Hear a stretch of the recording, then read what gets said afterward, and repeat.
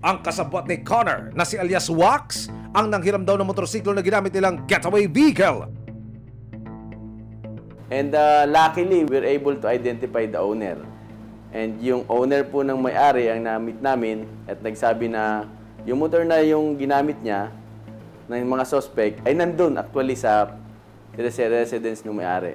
And yun nga po, pinakita namin ngayon yung picture ng CCTV and positibo po nila in-identify na yun nga po si Wax, yung pong anak ng amo. Bukod sa mga resibong nakalap ng Barangay Dita at ng PNP Santa Rosa, Laguna, may isang anonymous tipster din daw na tumulong kay Agnes at ipinadala sa kanya mga video ng pagsusurveillance di umano ni alias Connor sa bahay ng biktima. Pare, napakalinis ng lugar. Yung diretso ngayon, pre. Doon tayo exit. Aba, sir, nakuha mo pa talagang mag-surveillance ha? Iba ka! Dahil sa dami ng mga resibong magpapatunay na sila nga ang mga suspects sa live hold-up, wala na silang takas sa batas. September 11, 2023, alas 3 ng hapon, tuluyan ang sumuko ang mga suspect sa Santa Rosa Police. It's, I think, one of the matter na nakapag-pressure sa kanya para lumutang siya. Because nakakaramdam na siya ng mga pulis na sa mga paligid niya na at anytime siguro baka natakot siya na hulihin siya.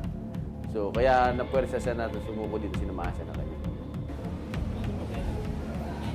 Nang araw ding iyon, eksklusibong nakausap ng resibo ang isa sa mga suspect na si alias Connor na kapitbahay ni Agnes. Dala lang po ng kawalan na, hindi naman po talaga namin intention na pasukan.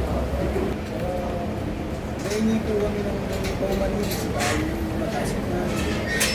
Tawarin nyo kami, bigyan nyo pa po kami ng isang pagkakataon. Ayon sa suspect, sumuko siya dahil hindi na raw kaya ng kanyang konsensya. Talaga ba?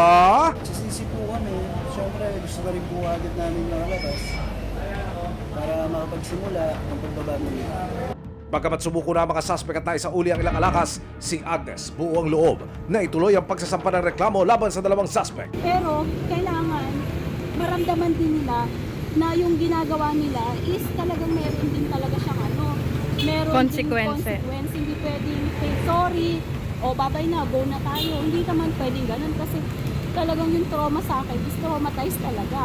Pero sa desisyong inilabas ng fiscal noong araw ding iyon, pansamantalang pinakawala ng mga suspect habang patuloy ang investigasyon sa reklamong robbery with intimidation na isinampalaban sa kanila. So, it's up to the fiscal interpretation na mag-rights nila yun na i-release sila. So, at any rate, we have done our best.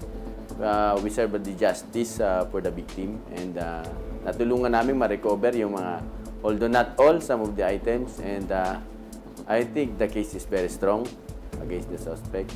Ang lesson ko po, na gusto ko rin po, may matutunan sila doon sa ginawa nila. Hindi lang po ako, kailangan pare-pareho kami. Kasi kung ako lang yung magsasuffer, na sinabi ko lang na okay na, sila is, okay na sila, pwede na silang gumala. So napakasakit naman po na on my part, na sila nakamove on, na ako hindi pa.